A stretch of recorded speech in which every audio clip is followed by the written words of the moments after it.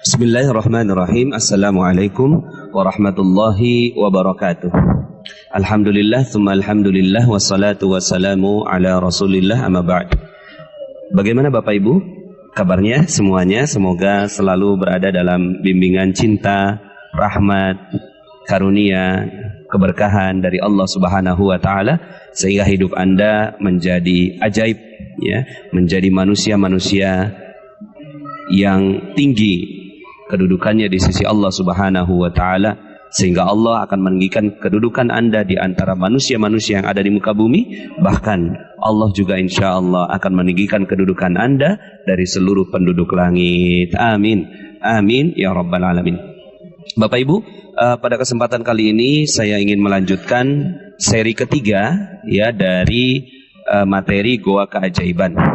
Dan seperti janji saya akan menyampaikannya di Multazam, ya. Alhamdulillah sekarang berada di Masjidil Haram lantai 2 dan di lurusannya Multazam, ya. Mudah-mudahan ini lurusan Multazam, jadi kalau ditarik garis lurus ke Hajarul Aswad, ya.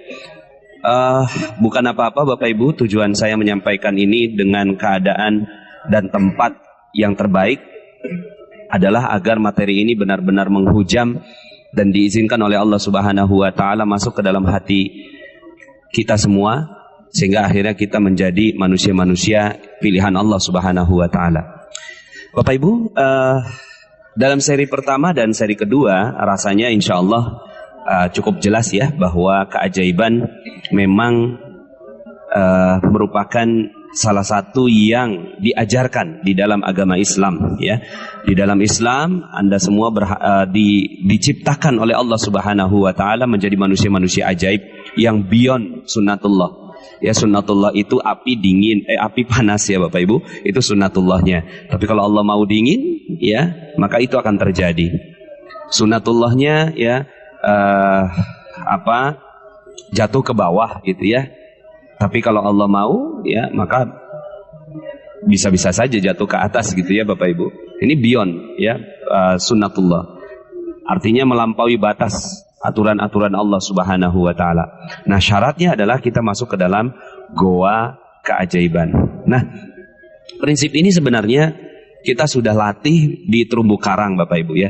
Jadi di dalam prinsip terumbu karang, bahwa rezeki itu adanya di mana? Rezeki itu adanya di kemuliaan dan kebahagiaan orang lain.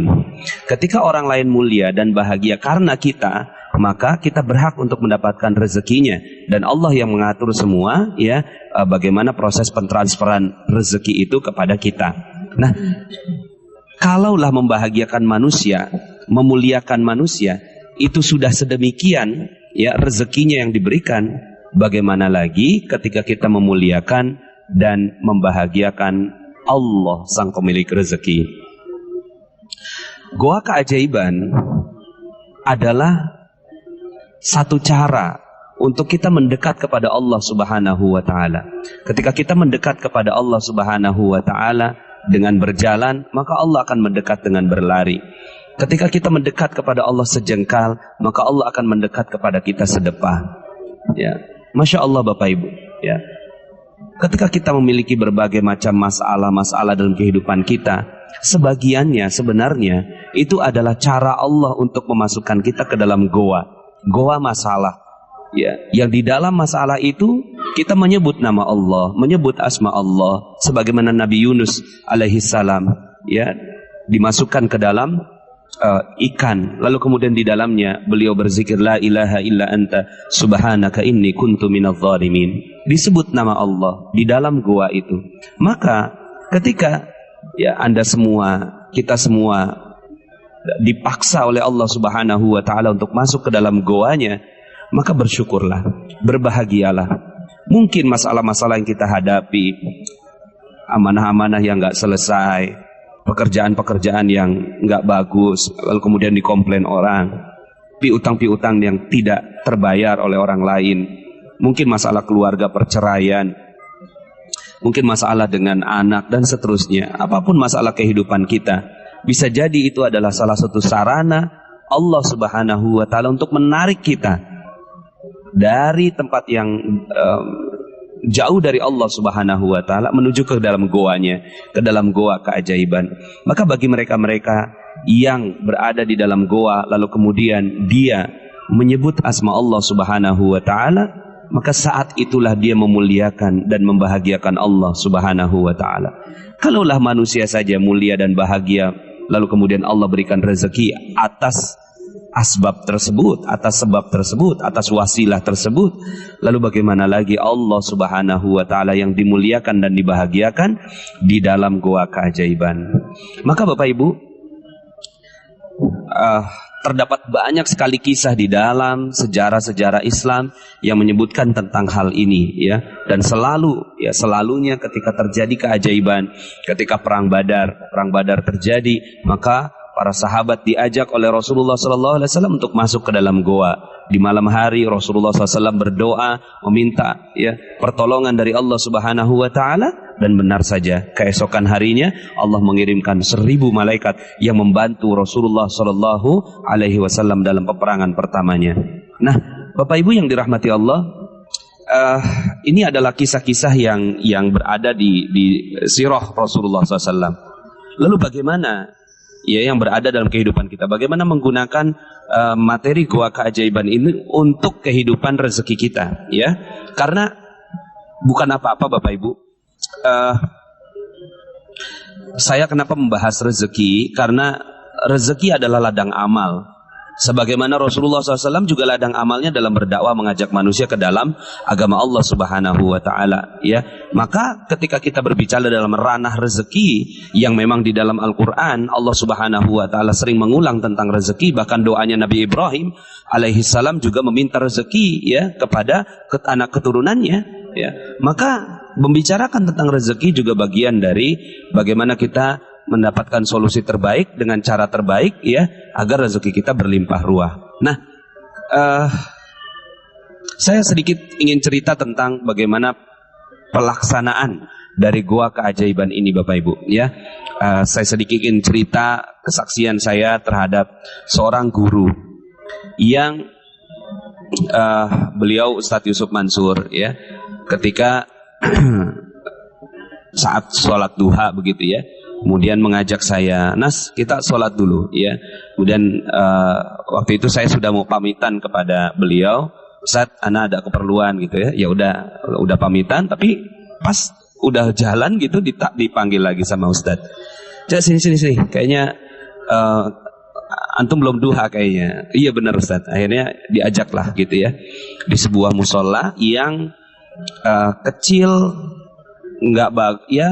mungkin kerapihannya bisa dikatakan nggak terlalu rapi begitu, ya, di dalam sebuah perbelanjaan begitu. Kemudian akhirnya saya sholat 2 rakaat, tambah lagi 2 rakaat, tambah lagi 2 rakaat, tambah lagi 2 rakaat sampai 8 rakaat.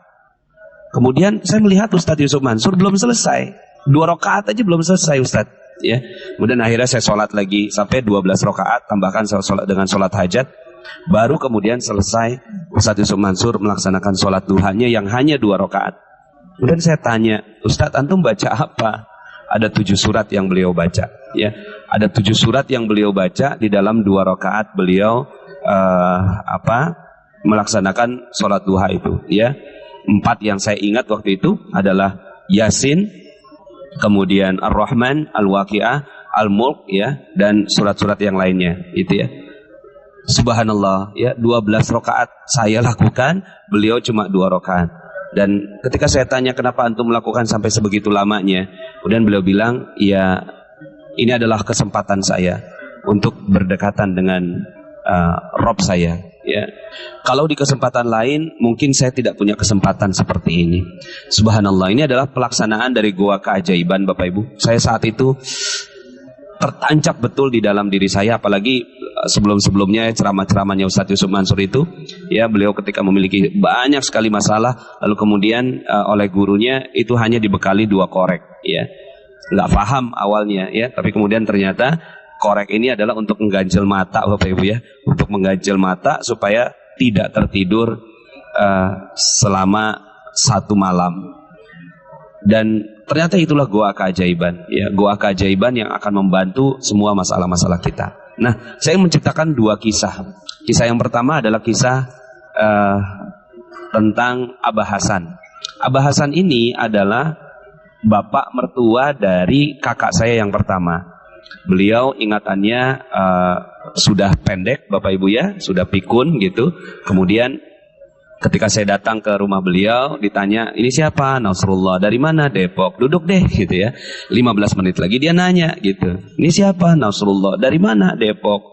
Ya makan dah gitu. Kemudian 15 menit lagi dia tanya, ini siapa? Nasrullah. Saya bilang, dari mana? Depok gitu ya. Ya ingatannya yang sudah sedikit banyak diambil oleh Allah Subhanahu wa taala. Nah, karena ingatannya yang tinggal singkat seperti itu, suatu ketika Abah Hasan ini keluar dari rumah. Pas keluar dari rumah, lupa rumahnya di mana. Masya Allah, akhirnya hilang ini kakek ya. Abah Hasan ini hilang ya. Hari pertama dicari nggak ketemu, hari kedua dicari nggak ketemu, hari ketiga dicari nggak ketemu, hari keempat dicari nggak ketemu. Itu udah melibatkan masyarakat sekitar, udah melibatkan tukang ojek, dipasang tanda gitu ya. Orang hilang, udah lapor juga ke polisi, nggak ketemu juga sampai hari kelima, Bapak Ibu. Nah di hari kelima ya, waktu itu kurang lebihnya agak-agak malam maghrib begitu ya, ada yang tersadar, kayaknya ada yang tidak tepat dalam cara kita mencari. Memang orang tua kita penting, tapi ternyata Ramadan kita ini tidak berjalan dengan baik. Waktu itu kejadiannya Ramadan, dan pas mereka rapat seperti itu adalah malam 23 ya, malam 23 Ramadan. Akhirnya mereka mengatakan begini, hari ini kita nggak ada yang mencari ya, hari ini kita nggak ada yang mencari, kita fokus saja ibadah ya, kita fokus saja dekati Allah, kita fokus saja ya tilawah Al-Quran ya, sholat malam ya, terus kemudian nggak boleh ada sedetik pun kita luput dari berzikir ya. Gimana? Sepakat? Sepakat. Akhirnya rapat keluarga itu menentukan bahwa besok harinya, di hari ke-6 tidak boleh ada yang mencari, tapi fokus beribadah kepada Allah Subhanahu wa taala satu harian. Nah, akhirnya rapat selesai, bubar ya, semuanya udah tenang, merasa dapat gitu ya jawaban ya bahwa mereka harus melakukan itu, tapi itulah Allah Subhanahu wa taala. Belum dikerjakan ya, belum dikerjakan, Allah Subhanahu wa taala sudah mengembalikan sang orang tua ya. Jam 11 malam ada ketukan pintu, pas dibuka ternyata adalah tetangganya, dan di belakangnya ada Abah Hasan yang beliau tuh tertunduk lesu karena berapa hari nggak makan ya. Kemudian langsung dibawa ke rumah sakit ya. Alhamdulillah waktu itu sembuh. Sekarang Abah Hasan sudah almarhum. Nah, Bapak Ibu yang dirahmati Allah Subhanahu wa taala, subhanallah, di hari pertama, kedua, ketiga, keempat, kelima, mereka mengandalkan kemampuan mereka sendiri. Mereka punya masalah, mereka menghadapi hal yang sangat-sangat tidak sederhana, tidak mudah. Tapi mereka sibuk ya, berada di luar goa, Bapak Ibu. Tapi kemudian mereka tersadar, mereka masuk ke dalam goa seluruhnya ya, mereka masuk ke dalam goa dan berzikir kepada Allah ya, kemudian fokus saja dengan apa yang mereka ya. Jadi seperti yang tadi 7 prinsip goa itu, fokus saja ya, tidak usah berharap akan terjadi keajaiban, dan keajaibannya terjadi. Ketika ditanya itu si kakek ya, si Abah Hasan ini ketemunya di mana? Ternyata di sebuah pasar yang hampir setiap hari mereka mencarinya di situ, tapi nggak ketemu gitu ya. Allah yang menutupnya dan Allah juga yang membukanya. Nah, Bapak Ibu yang dirahmati Allah, mungkin sebagian di antara Anda ada yang memiliki masalah-masalah yang berat dalam kehidupan Anda. Maka bukan berarti Allah nggak sayang, malah Allah bisa jadi sayang pada Anda semua. Ketika Anda mendengarkan audio ini, bisa jadi ini adalah caranya Allah untuk memaksa Anda untuk masuk ke dalam goanya, untuk masuk ke dalam goa keajaibannya. Maka ikuti saja kemauan Allah Subhanahu wa taala. Duduk diam, menyepi, terasing ya, lupakan sejenak semuanya ya, dan fokus kepada Allah, muliakan dan bahagiakan Allah. maka sebentar lagi keajaiban pun akan datang kepada Anda, sebagaimana Abah Hasan dikembalikan oleh Allah Subhanahu wa taala kepada keluarga mereka, ya. Dan sekarang almarhum Abah Hasan alhamdulillah meninggalnya dalam keadaan yang baik, semua keluarganya mengetahui, ya, dan melihat dan menguburkannya dengan baik, ya. Nah, Bapak Ibu, kisah yang kedua saya ingin cerita tentang, katakanlah kisah ini, ya, namanya Dani. Dani ini punya utang 400 juta, ya. Punya utang 400 juta, punya amanah 400 juta. Waktu itu berada dalam sebuah kerjasama bisnis, tapi karena sudah terlalu lama, ya, akhirnya masalah ini yang tadinya perdata menjadi pidana, ya. Kemudian ditetapkan satu tanggal, hari H.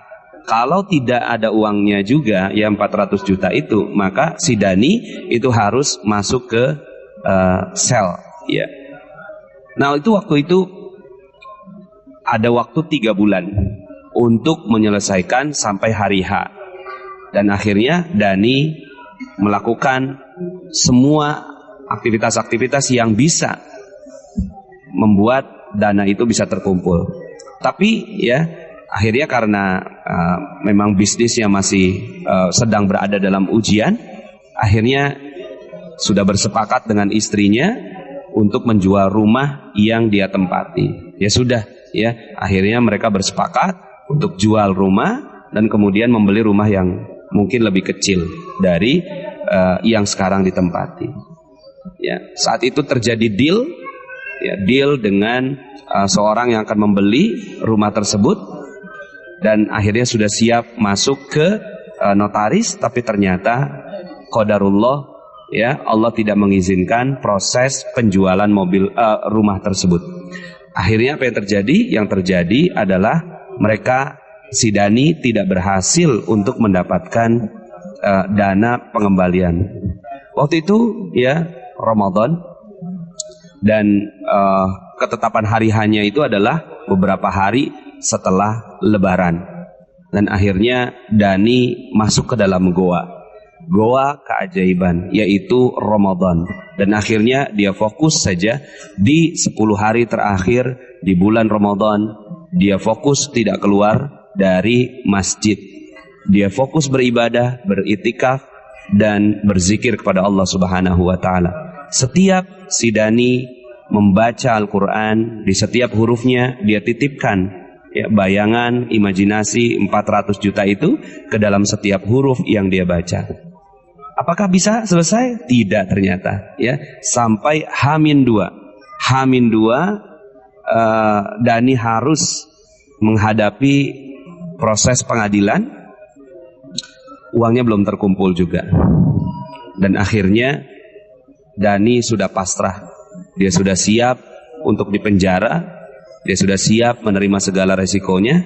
Dan tiba-tiba Allah Subhanahu wa taala mengirimkan seseorang yang ingin membeli, ya, asetnya Dani yang lain.